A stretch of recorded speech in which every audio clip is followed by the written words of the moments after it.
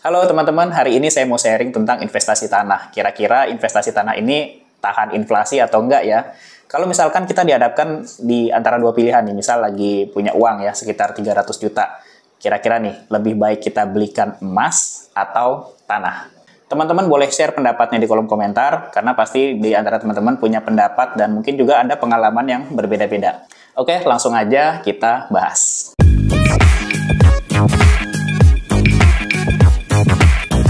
Di kolom komentar saya di TikTok dan YouTube itu biasanya banyak yang suka tanya nih soal investasi tanah. Apakah investasi tanah ini lebih baik daripada investasi emas?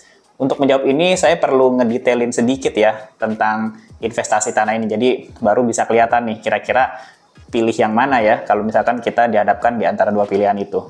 Tanah dan emas adalah salah satu instrumen investasi tradisional yang sudah dikenal dan dijalankan oleh orang tua kita di zaman dulu.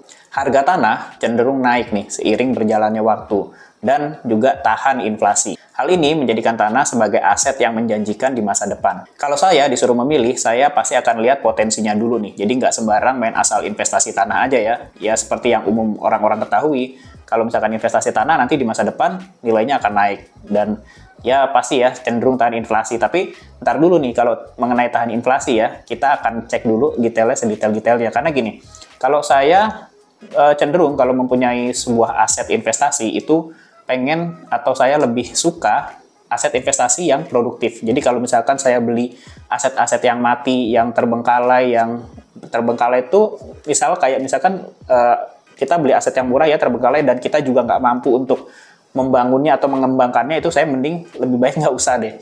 Mending saya pilih investasi yang aman-aman aja dan cenderung nggak bikin saya repot. Karena gini ya teman-teman, kalau investasi tanah itu juga nggak bisa asal-asalan ya, asal ada tanah beli, tanah murah dibeli.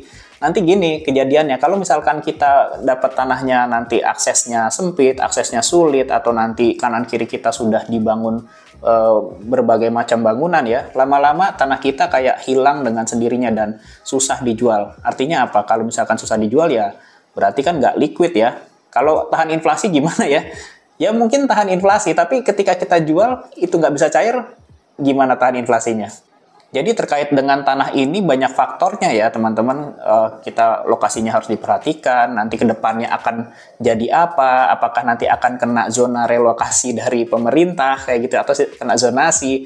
Itu juga menjadikan beberapa faktor ya yang akan kita pakai nih untuk menentukan apakah kita mau berinvestasi di tanah atau enggak. Nah, sekarang saya coba mau menjabarkan kelebihan dan kekurangan dari investasi tanah nih. Jadi, ini bisa menjadikan referensi ya untuk teman-teman dalam mengambil keputusan. Baik teman-teman, sekarang kita mulai dari kelebihannya dulu ya, terkait dengan investasi tanah. Yang pertama, tanah itu adalah aset real yang nilainya terus naik. Nilai tanah meningkat karena ketersediaan yang terbatas dan permintaan yang terus bertambah. Tanah juga tergolong aset anti-inflasi yang tahan terhadap gejolak ekonomi. Tanah yang tidak diapa-apakan, itu nilainya juga pasti akan tetap naik seiring berjalannya waktu. Lalu yang kedua, tanah dapat dikembangkan untuk berbagai macam kebutuhan. Misalkan kayak untuk perumahan, apartemen, kantor, yang bisa menghasilkan pendapatan dari sewa ataupun penjualan. Yang ketiga, tanah bisa dijadikan sumber pendapatan pasif. Kalau kita nggak punya cukup uang atau cukup waktu ya untuk mengembangkan tanah, kita bisa sewakan untuk perkebunan, pertanian, peternakan, ataupun lahan parkir. Pendapatan dari sewa ini menjadi pendapatan yang stabil, plus nilai tanahnya juga akan semakin naik setiap tahunnya. Lalu yang berikutnya nih teman-teman, yang keempat, biaya kelola relatif rendah. Jika dibandingkan dengan properti, tanah kosong biaya perawatannya lebih rendah nih. Paling kita hanya bersihkan dari tanaman-tanaman liar ya, tinggal bayar orang aja untuk bersih-bersih. Kita nggak perlu mikirin biaya renovasi, perbaikan, kerusakan, biaya listrik, dan lain sebagainya. Sekarang kita lanjut ke kekurangannya ya teman-teman. Di investasi tanah ini ada beberapa kekurangan yang harus kita perhatikan juga. Kekurangan yang pertama, beli tanah itu butuh modal yang besar. Karena nggak ada ya tanah bisa dibeli meteran. Misal semeternya 1 juta, kita cuma pengen beli 2 meter aja, ya nggak bisa ya.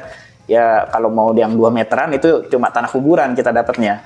Umumnya langsung dalam luasan tertentu, misalkan kayak 50 meter, 100 meter, 1000 meter, dan lebih dari itu. Lalu yang berikutnya, yang kedua, tanah itu likuiditasnya rendah. Tanah bukan aset yang mudah dijual, bisa memakan waktu berbulan-bulan, bahkan bertahun-tahun. Jika butuh uang mendesak, ini akan sangat merepotkan. Lalu, faktor lokasi tanah juga menentukan mudah atau tidaknya dijual. Kayak yang saya bilang sebelumnya, ibaratnya kalau tanahnya adalah tanah kejepit ya, bakalan susah laku. Kecuali orang sebelahnya nih yang mau beli. Itu juga kalau orang sebelahnya ada uang. Nah, lanjut nih. Terus juga pada saat sudah ada pembeli pun, proses transaksi jual belinya juga cukup melelahkan dan memakan waktu. Cek tempat, urus surat-surat, tawar-menawar, bagi komisi calo, belum lagi kalau ada drama-dramanya nih. Sekarang kita masuk ke poin yang ketiga. Poin yang ketiga ini terkait dengan resiko hukum dan sengketa. Kita harus cek detail nih, legalitas tanah, kayak sengketa kepemilikan atau masalah perizinan. Dan penting juga untuk melakukan pengecekan secara menyeluruh terhadap status hukum tanah, supaya nanti ke depannya tidak akan bermasalah. Sekarang kita lanjut ke yang terakhir ya, atau yang keempat. Di poin keempat ini kita juga harus perhatikan nih, perubahan regulasi dan zonasi. Ini penting banget nih.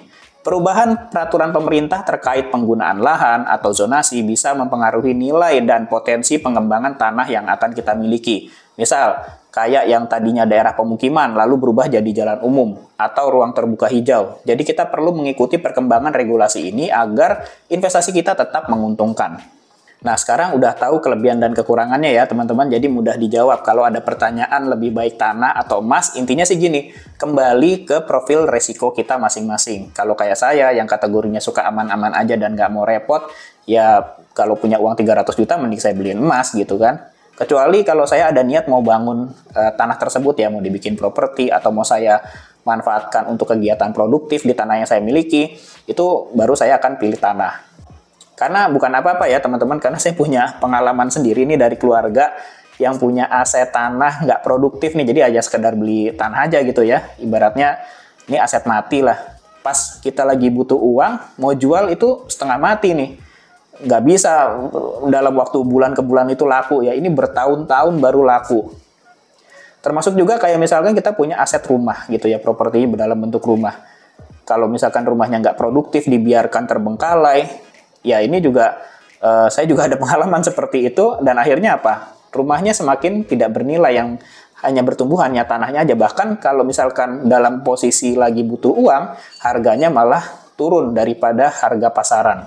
Ya mungkin ini karena saya nggak ada bakat main di bisnis tanah ataupun properti ya teman-teman, ini untuk diri saya sendiri aja. Tapi mungkin di antara teman-teman ada yang berbakat di dunia ini, tanah dan properti, bisa apa ya, memprediksi ini tanahnya bagus, terus lakunya cepet, keuntungannya bagus, yaitu silakan aja. Baik teman-teman, terakhir kesimpulannya, investasi tanah tahan inflasi dan memiliki potensi keuntungan yang besar, tapi juga memiliki resiko yang perlu kita pertimbangkan. Jadi sebelum investasi tanah, penting banget melakukan pengecekan, lihat kondisi pasar, dan kalau kita awam banget, coba konsultasi ke orang yang paham tentang properti dan tanah. Nah, kira-kira seperti itu ya teman-teman. Mudah-mudahan dari yang saya sampaikan ini bisa memberikan referensi untuk teman-teman semua dalam mengambil keputusan nih, mau beli tanah atau beli emas. Terima kasih teman-teman sudah menonton video kita sampai akhir. Tunggu lagi konten menarik kita berikutnya hanya di channel Mofit Indonesia, tempatnya untuk cari ilmu.